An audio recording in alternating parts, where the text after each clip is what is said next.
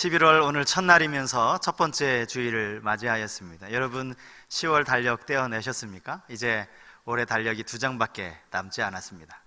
오늘 거룩한 주일에 또 새벽에 비도 오고 그랬는데요, 왕이신 하나님 앞에 영과 진리로 예배하는 우리 모든 성도님들 가운데 예배를 통해 주시는 하나님의 크신 은혜와 평강이 함께 하시기를 주님의 이름으로 축복합니다. 이렇게 한번 인사했으면 좋겠습니다. 우리는 주님의 사랑 안에 있습니다. 우리는 주님의 사랑 안에 있습니다. 아멘.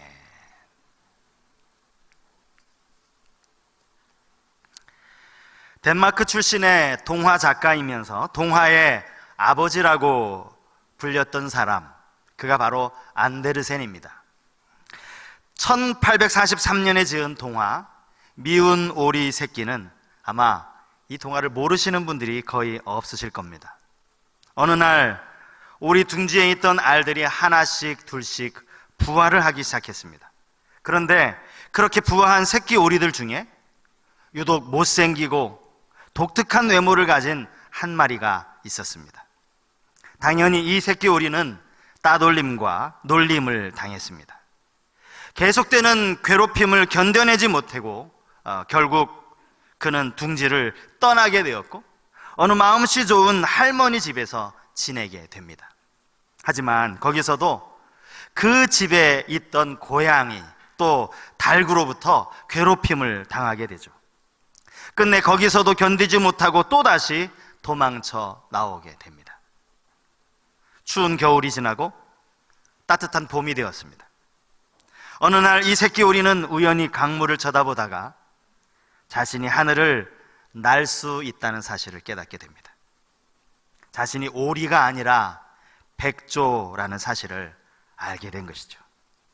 그리고 그 이후로는 더 이상 자신을 못생긴 오리라고 자책하며 사는 것이 아니라 아름다운 백조로 자유롭게 하늘을 날아다니며 행복하게 살았다는 그런 동화입니다. 이 동화는요, 실제로 이 안데르센이 어린 시절 참 가난하게 살았는데 어느 날 어느 귀족의 집에 초대되어 갔다가 그 정원, 연못에서 막 헤엄치고 노는 백조 한 마리를 보면서 이 동화를 짓게 되었다고, 그것이 계기가 되었다고 합니다. 오늘 설교할 본문을 제가 묵상을 하면서 제 머릿속에 떠올랐던 동화가 바로 이 미운 오리 새끼라는 동화였습니다. 본문에서 예수님은 제자들이 세상으로부터 미움을 받게 될 것이라고 말씀을 하십니다. 어쩌면 미움을 받을 수도 있다, 그런 정도의 말이 아니라 미움을 받는 것이 필연적이고 당연한 일이라고 그렇게 말씀을 하신 겁니다. 미움받는 것을 피하려고 하지 말라고 그렇게 말씀을 하신 거예요. 오늘 본문에서 가장 많이 등장하는 단어가 바로 이 미워하다라는 뜻을 가진 헬라어 동사입니다. 오늘 우리가 읽은 본문 안에 이 동사가 총 7번 사용이 되었습니다. 뿐만 아니라 예수님께서 말씀하신 그 미움은 단순히 그냥 마음속에 담아두는 정도의 그런 감정적인 미움이 아닙니다. 여러분 누구나 다 미워하는 사람 있잖아요, 그죠? 안 그런 척 하지 마세요. 다 있지 않습니까? 어떤 목사님이 설교 시간에 여러분들 중에 혹시 나는 아무도 미워하는 사람이 없다 하시는 분 한번 손 한번 들어보시라고 그랬더니 앞에 할머니 권사님이 이렇게 손을 드시더랍니다. 목사님이 깜짝 놀라가지고, 권사님, 어떻게 권사님은 이렇게 미워하는 사람이 한 분도 안 계셔요? 그랬더니 그 권사님이 하시는 말이, 네, 다 죽었어요, 그러시더랍니다. 누구나 다 미움의 감정은 가질 수 있다라는 거죠. 조금은 사소하면서도 누구라도 가질 수 있는 그런 감정적인 미움이 아니라는 겁니다. 여러분 오늘 본문을 쭉 읽어 가시면 미움에 대해서 이야기하시다가 20절에 가서 이렇게 이야기하세요. 사람들이 나를 박해하였은즉 너희도 박해할 것이요. 지금 박해받는 이야기를 하시는 겁니다. 그러니까 이 미움은 단순한 미움이 아니라 박해, 핍박으로까지 이어지는 아주 무서운 미움이라고 할 수 있습니다. 생각해보면 누군가에게 미움을 받는다는 것만큼 가슴 아픈 일은 없을 것 같습니다. 반대로 누군가를 미워하는 것도 그리 기분 좋은 일은 아닐 겁니다. 미움과 슬픔 중에 어느 것이 더 아픈 감정일까요? 정답은 미움입니다. 왜냐하면 미움은 받는 것도 아픈 일이지만 주는 것도 아픈 일이기 때문입니다. 그래서 예수님은 복음서에서 이 미움에 대해 아주 단호하게 말씀을 하셨습니다. 그 유명한 산상수훈에 마태복음 5장 43절 이하의 말씀을 보시면 주님이 이런 말씀을 하세요. 또 내 이웃을 사랑하고 내 원수를 미워하라 하였다는 것을 너희가 들었으나 나는 너희에게 이르노니 너희 원수를 사랑하며 너희를 박해하는 자를 위하여 기도하라. 사실 원수를 미워하라는 말이 성경에 나와 있지는 않습니다. 하지만 당시 이 아주 특권의식에 찌들어 있었던 유대 공동체의 사람들, 우리가 아브라함의 혈통이라고 하는 것을 늘 자랑거리로 여겼던 그 유대 공동체 내에서는 이 원수를 미워하는 것이 보편적인 생각이었다고 합니다. 굳이 원수까지 사랑할 필요 있습니까? 원수인데. 주님은 그 사실에 대해서 반박하시면서 원수는 미워할 것이 아니라 오히려 사랑해야 한다라고 그렇게 말씀을 하신 것이죠. 또 요한 사도는 요한일서 3장 15절에서 이렇게 말했습니다. 그 형제를 미워하는 자마다 살인하는 자니 살인하는 자마다 그 영생이 그 속에 거하지 아니하는 것을 너희가 아는 바라. 미움이라는 감정이 이게 얼마나 위험하고 얼마나 공격적인 감정인지를, 그래서 모든 그리스도인들이 철저하게 배격해야 하는 감정이라는 사실을 이 사도 요한이 조금 과격한 표현으로 강조한 것 아닙니까? 그런데 주님이 오늘 제자들을 향하여서는 미움받는 게 당연하다 이렇게 이야기를 하신 겁니다. 본문에 나오는 이 미워하다라는 단어는요, 주동사가 아니라 피동사입니다. 이 말이 무슨 말인가 하면 내가 누군가를 미워하는 그런 미움이 아니라 누군가로부터 미움을 받는, 미움을 주는 것이 아니라 받는 것이라는 거예요. 내가 세상을 미워하는 것이 아니라 세상으로부터 미움을 받는 것을 의미하는 그런 단어라는 거예요. 그러므로 우리는 이 말씀을 읽으면서 이러한 의문을 가질 수 있습니다. 성경에 보면 또 주님은 분명히 우리 성도들을 향하여 너희는 세상의 빛이라고 말씀하셨고 세상의 소금이라고 말씀하시지 않았습니까? 세상 가운데 선한 영향력을 발휘해야 한다라고, 그것이 너희의 사명이라고 말씀을 하셨는데, 여러분 세상으로부터 미움을 받는데 아니 어떻게 빛이 될 수 있고 어떻게 소금이 될 수 있느냐는 거죠. 게다가 이 미움이라는 것이 우리 모든 사람이 가진 감정처럼 뭐 어떤 사건이 있고 계기가 있어서 그 일로 인해서 막 미워하는 감정이 생겼다가 시간이 지나면서 차츰차츰 잊혀지는, 사그라지는 그러한 감정이 아니라는 거예요. 성경에 나와 있는 이 미움은 우리가 살아가는 날 동안 이 세상 끝날 때까지 끝까지 감내해야 하는 그런 믿음이라는 겁니다. 그러므로 우리는 오늘 이 시간 이 미움의 문제를 해결할 수 있어야 됩니다. 세상과의 관계 속에서 해결할 것이 아니라 오늘 말씀을 통해서 주님이 이 미움에 대해 뭐라고 말씀하시는지 이 말씀을 깨닫고 우리 내면에서부터 이 미움의 문제를 해결할 수 있어야 한다는 거죠. 과연 주님이 말씀하시는 이 미움에 대한 교훈이 무엇인가? 두 가지로 생각을 해봤는데요. 첫 번째는 이 미움은 주님이 먼저 당하신 미움이라는 사실을 알아야 한다는 겁니다. 주님이 먼저 당하신 미움이라는 거예요. 본문 18절 말씀인데요, 세상이 너희를 미워하면 너희보다 먼저 나를 미워한 줄을 알라. 여기서 이 먼저라는 말은요, 단순히 시간적인 순서만을 의미하는 말이 아닙니다. 물론 예수님은 시간적으로도 먼저, 제자들보다 먼저 미움을 당하셨어요. 그리고 그 미움의 결과가 우리가 잘 아는 십자가입니다. 아시는 것처럼 6월절 명절이 되면 죄수 중에 한 사람을 풀어주는 전례가 있지 않았습니까? 뭐 우리나라로 치면 광복절, 뭐 특별 사면, 뭐 이런 것들이 되겠죠. 그래서 예수님을 신문하던 로마의 총독 빌라도가 유대인들에게 물었습니다. 내가 이 사람 예수에게서는 아무런 죄도 찾지 못하였으니 내가 이 6월절 명절에 이 사람을 너희에게 놓아주기를 원하느냐? 이렇게 물었을 때 거기 있던 모든 사람들이 하나같이 예수님을 십자가에 못 박으라고 소리쳤습니다. 제사장들과 바리새인들만이 아닙니다. 수많은 유대인들이 예수님을 미워했던 것입니다. 잘하면 이 명절 전례에 따라서 풀려날 수도 있으셨던 예수님은 그분을 미워하는 많은 유대인들로 인해서 십자가에 달렸다는 것을 알 수 있습니다. 그런가 하면 주님이 말씀하신 이 먼저는요, 시간적으로도 우선이지만 본질적으로도 우선한다라고 말할 수 있습니다. 이 말이 무슨 말인가 하면 제자들이 받는 이 미움은 사실 예수님이 받으신 미움의 연장선이라는 그런 의미입니다. 예수님이 미움을 받지 않으셨다면 제자들도 미움을 받을 필요가 없었을 것입니다. 세상이 예수님을 미워했기 때문에 예수님을 따른다는 이유만으로 제자들도 미움을 받을 수밖에 없다라는 거죠. 그럼에도 불구하고 이 미움은 아무런 이유 없는 미움이었습니다. 본문 25절 말씀에 이렇게 기록이 되어져 있습니다. 그러나 이는 그들의 율법에 기록된 바 그들이 이유 없이 나를 미워하였다 한 말을 응하게 하려 함이라. 여기 주님이 말씀하시는 이 율법은 꼭 모세 오경만을 의미하는 것이 아니라 구약성경 전체를 의미한다라고 할 수 있겠는데요, 주님이 말씀하신 것은 특별히 시편 35편 19절 말씀을 인용하신 겁니다. 시편 35편 19절 말씀이요. 부당하게 나의 원수된 자가 나로 말미암아 기뻐하지 못하게 하시며 까닭 없이 나를 미워하는 자들이 서로 눈짓하지 못하게 하소서.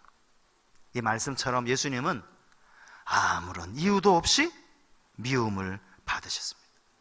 그리고 우리도 똑같이 그 미움을 받을 수밖에 없다는 거예요. 사실 가만히 생각해 보면 이것만큼 억울한 일도 없습니다. 나를 미워하는 이유가 내가 지난번에 좀 실수한 것 때문에, 내가 그때 저지른 그 실수 때문에 그래서 마음이 상했다라고 한다면 찾아가면 되는 것 아닙니까? 내가 그때 정말 너무 내가 실수했다고, 내가 생각이 짧았다고, 나를 정말 용서해 달라고, 미안하다고 사과하고 문제를 풀면 되는 일이에요. 그것이 아니라면, 괜한 오해를 통해서 미움을 당하게 됐다면 그것도 찾아가면 되죠. 당신이 그렇게 알고 있는데 사실은 진실은 이렇고 당신이 오해한 거라고, 내 본 마음은 이렇다라고 그 사람이 가지고 있는 오해를 풀어주면 문제가 해결되는 거예요. 그런데 미워는 하는데 이유가 없어요. 너무너무 나를 미워하는데 이유는 없어요. 여러분 생각해보면 이것만큼 억울한 일이 어디 있습니까? 미워하는데 세상에 아무런 이유가 없다라고 주님이 말씀하셨지만, 물론 그 말씀도 맞는 말씀이에요. 겉으로 보면 아무 이유가 없죠. 예수님이 세상을 향해서 무슨 잘못을 하셨습니까? 근본적으로 영적으로는 여기에 분명한 이유가 있었습니다. 그게 뭐냐 하면 요한복음 3장 19절 말씀에 나와요. 세상으로부터 미움을 받을 수밖에 없었던 영적인 이유, 요한복음 3장 19절 말씀이에요. 그 정죄는 이것이니 곧 빛이 세상에 왔으되 사람들이 자기 행위가 악함으로 빛보다 어둠을 더 사랑한 것이니라. 악을 행하는 자마다 빛을 미워하여 빛으로 오지 아니하나니 이는 그 행위가 드러날까 함이요. 본문에 사용된 이 미워하다라는 이 동사가 오늘 본문에 나오는 미워하다와 똑같은 동사입니다. 예수님이 왜 아무런 이유도 없이 미움을 받으셨는가? 그것은 영적으로 보면 세상이 악하기 때문이라는 거죠. 어둠은 빛을 싫어하는 거예요. 그래서 빛이신 예수님을 미워했다라는 겁니다. 여러분, 우리가 세상으로부터 미움을 받을 때 우리보다 주님이 먼저 미움을 받으셨다라는 이 사실을 아는 것, 이 사실을 기억하는 것, 이게 우리에게 어떤 유익을 줄까요? 주님이 당하신 미움을 우리가 당한다고 했을 때 그것은 우리가 주님과 함께 하는 것이기 때문입니다. 베드로 사도는 그의 편지에서 고난당하는 성도들을 향하여 이렇게 권면했습니다. 베드로전서 4장 12절과 13절 말씀입니다. 사랑하는 자들아, 너희를 연단하려고 오는 불시험을 이상한 일 당하는 것 같이 이상히 여기지 말고 오히려 너희가 그리스도의 고난에 참여하는 것으로 즐거워하라. 이는 그의 영광을 나타내실 때 너희로 즐거워하고 기뻐하게 하려 함이라. 그런가 하면 로마서 8장 17절에서 바울은 또 이렇게 이야기합니다. 자녀이면 또한 상속자, 곧 하나님의 상속자요 그리스도와 함께한 상속자니 우리가 그와 함께 영광을 받기 위하여 고난도 함께 받아야 할 것이니라. 세상이 나보다 예수님을 먼저 미워했고 우리도 예수님을 따라 세상으로부터 미움을 받는다면 주님과 함께 고난을 받는 것이고 주님과 함께 영광을 누리게 될 것이라는 이 사실입니다. 여러분, 제가 본문에 미워하다라는 이 동사가 총 7번 나온다고 말씀을 드렸죠. 그런데요, 이 7개의 이 미워하다 동사를 가만히 문맥을 보면, 문장을 보면 사실은 제자들이 미움받았다는 말씀보다 예수님께서 미움받으셨다는 말씀이 더 많아요. 자, 한번 보시겠습니까? 18절 말씀. 너희보다 먼저 나를 미워한 줄을 알라. 주님 말씀하시는 거죠. 23절 말씀에 나를 미워하는 자는 또 내 아버지를 미워하느니라. 주님 말씀이에요. 24절 그들이 나와 내 아버지를 보았고 또 미워하였다다. 주님이 미움받았다는 겁니다. 25절 말씀에서도 그들이 이유 없이 나를 미워하였다 한 말을 응하게 하려 함이라. 지금 우리도 미움을 받고 있지만 사실 미움을 받은, 더 많이 받으신 분은 우리 예수님이라는 거예요. 주님이 우리와 똑같이, 아니 우리보다 더 먼저, 우리보다 더 많이 미움을 겪으셨기에 주님은 우리의 마음을 아십니다. 우리의 억울한 심정도 아시고요, 답답한 마음도 아십니다. 그래서 히브리서 기자는 히브리서 2장 18절 말씀에서 이렇게 말합니다. 그가 시험을 받아 고난을 당하셨은즉 시험 받는 자들을 능히 도우실 수 있느니라. 먼저 시험을 받으신 분이 주님이시고 먼저 고난을 당하신 분이 주님이십니다. 그리고 그 주님은 고난의 어려움을 알기 때문에, 미움당하는 아픔을 알기 때문에 시험 받는 자들을 능히 도우실 것이라고 성경이 약속하고 있다라는 거예요. 미움에 대해서 우리가 알아야 할 두 번째는요, 이 미움 자체가 우리가 세상에 속하지 않았다는 증거라는 사실입니다. 세상에 속하지 않았다는 증거. 주님은 세상이 왜 믿는 자들을 미워하는지 그 이유를 너무나도 분명하게 설명해 주셨어요. 본문 19절 말씀입니다. 너희가 세상에 속하였으면 세상이 자기의 것을 사랑할 것이나 너희는 세상에 속한 자가 아니야 도리어 내가 너희를 세상에서 택하였기 때문에 세상이 너희를 미워하느니라. 여러분, 여기에 보면 이 속하였다라고 하는 아주 중요한 기준이 나옵니다.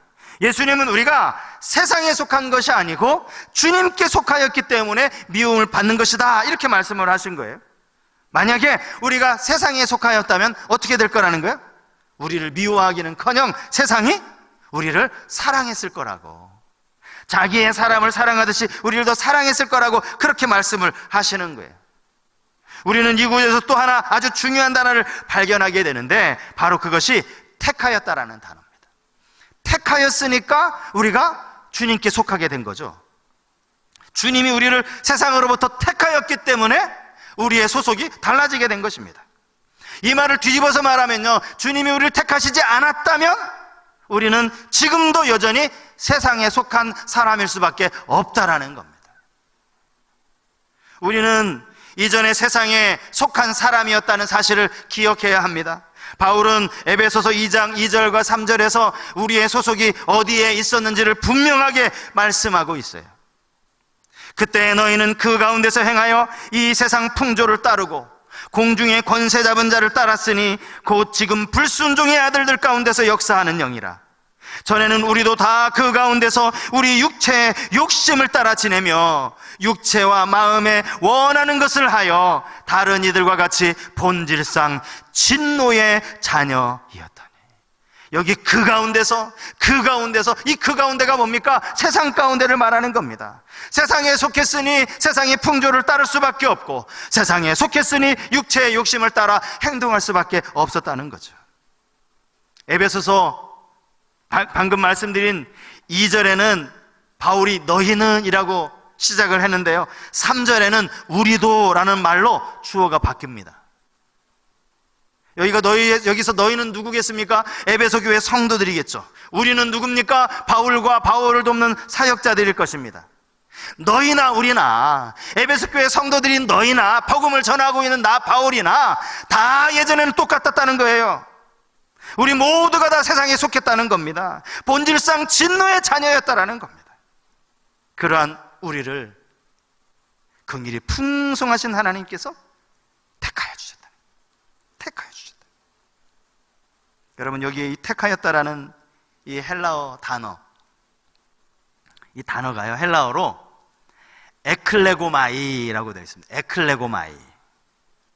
어디서 이 비슷한 말을 한번 여러분 들어보셨어야 돼요. 에클레고마이. 택함을 받은 사람들, 밖으로부터 불러내심을 받은 사람들, 교회라는 뜻을 가진 헬라어 에클레시아, 같은 어근을 가진 말입니다. 우리가 세상으로부터 미움을 받는 이유는 하나님께 선택되어 이제 더 이상 세상에 속한 자가 아니기 때문입니다. 그러므로 이 미움 때문에 우리가 낙심하거나 슬퍼할 필요는 전혀 없다는 사실입니다. 여러분, 요한복음 17장에 가보시면, 요한복음 17장은요 예수님께서 대제사장으로서 우리를 위해서 하나님께 올려드리는 그 대제사장으로서의 기도문이 나옵니다. 요한복음 17장 전체가 예수님의 기도문이에요. 그런데 이 요한복음 17장에 가만히 보시면 오늘 우리가 읽은 이 본문의 내용과 아주 비슷한 내용의 기도가 나와요. 그게 바로 요한복음 17장 14절부터 16절까지의 말씀입니다. 자, 요한복음 17장 14절에서 16절 우리 자막을 보시면서 우리 함께 다 같이 읽었으면 좋겠습니다. 같이 읽겠습니다. 내가 아버지의 말씀을 그들에게 주었사오매 세상이 그들을 미워하였사오니 이는 내가 세상에 속하지 아니함 같이 그들도 세상에 속하지 아니함으로 인함이니이다. 내가 비옵는 것은 그들을 세상에서 데려가시기를 위함이 아니요 다만 악에 빠지지 않게 보존하시기를 위함이니이다.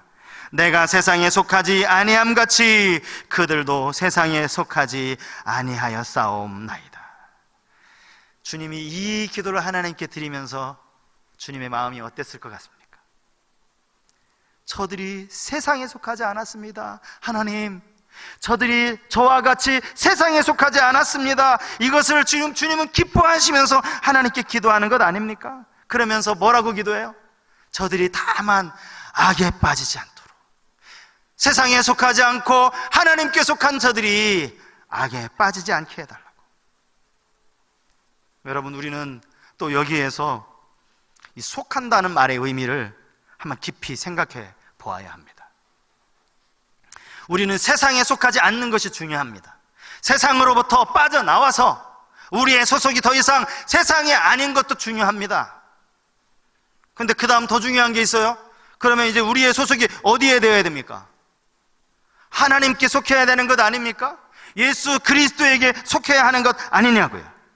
그러면 과연 이 속한다라는 말이 무슨 의미인가?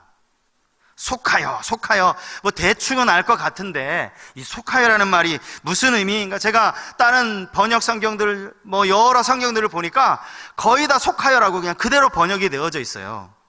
제가 유진 피터슨이 쓴 메시지 성경을 찾아봤더니 여기에는 좀 다르게 번역이 되어 있습니다. 요한복음 15장 19절 말씀, 메시지 성경으로 어떻게 번역이 되어져 있는지 제가 자막을 띄워드렸는데 한번 제가 읽어드릴 테니까 잘 한번 뭐가 다른지, 어떻게 기록되었는지 한번 보시기 바랍니다. 너희가 세상의 기준대로 살았다면 세상이 너희를 자기네 사람으로 여겨 사랑했을 것이다. 그러나 내가 너희를 선택해서 세상의 기준대로 살지 않고 하나님의 기준대로 살게 했으니 세상이 너희를 미워할 것이다. 여러분, 여기서 속했다는 말이 어떻게 번역이 됐습니까? 기준대로 사는 거예요. 이전에는 세상의 기준대로 살았어요. 그런데 이제는 하나님께 속하였으니 하나님의 기준대로, 하나님의 말씀대로, 캐논, 잣대, 자라는 얘기, 이게 기준, 하나님 기준대로 사는 것이 바로 속하였다라는 이 말이라는 거예요. 주님은 지금도 기도하고 계십니다.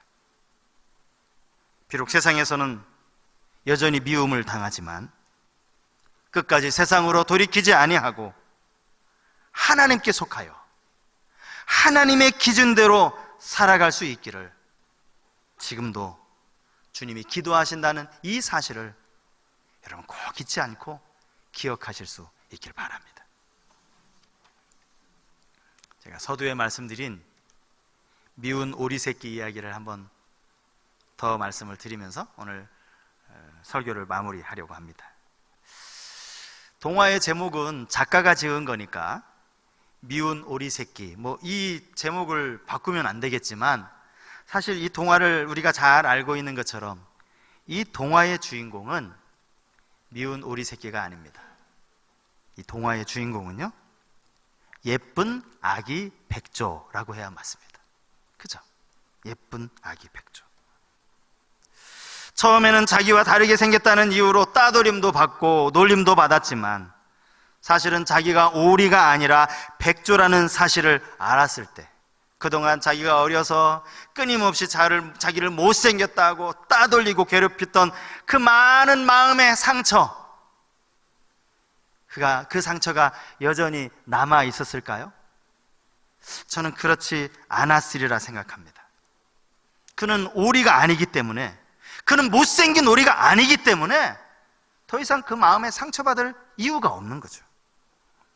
어쩌면 그가 평생 자기가 오리인 줄로 알고 그렇게 죽을 때까지 살았다면 아마 그는 분명히 자기의 외모를 원망했을 거고 자기를 미워했던 그 오리들을 하나하나 다 미워하면서 그렇게 살았을 거예요. 하지만 자신이 오리가 아니고 백조라는 사실을 깨달은 순간 그들을 미워할 필요가 없는 거예요.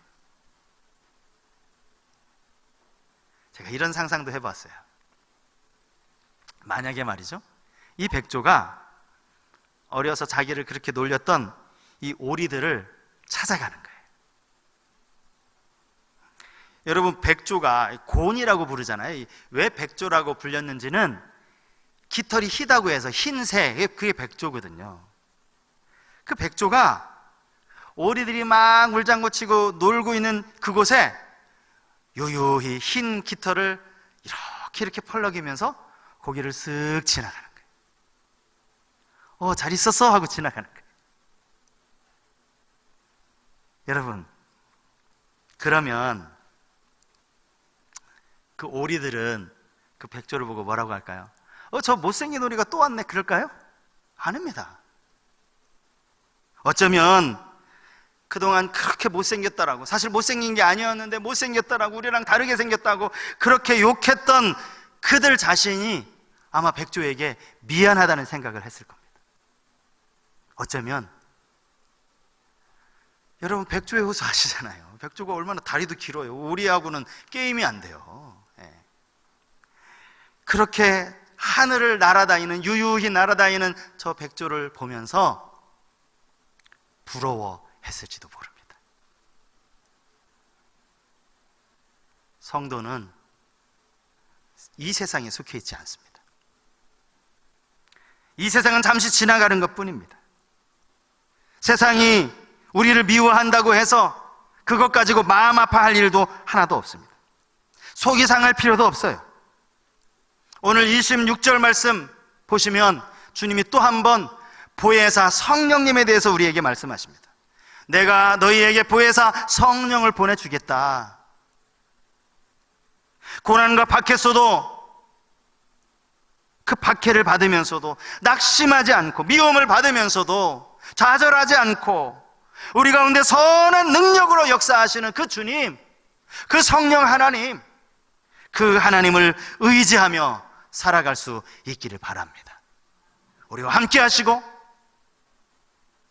우리의 형편을 아시기에 지금도 능력으로 함께 하시는 그 주님을 믿는 믿음으로 승리하시는 우리 성속의 모든 교우들 되실 수 있기를 주님의 이름으로 축복합니다.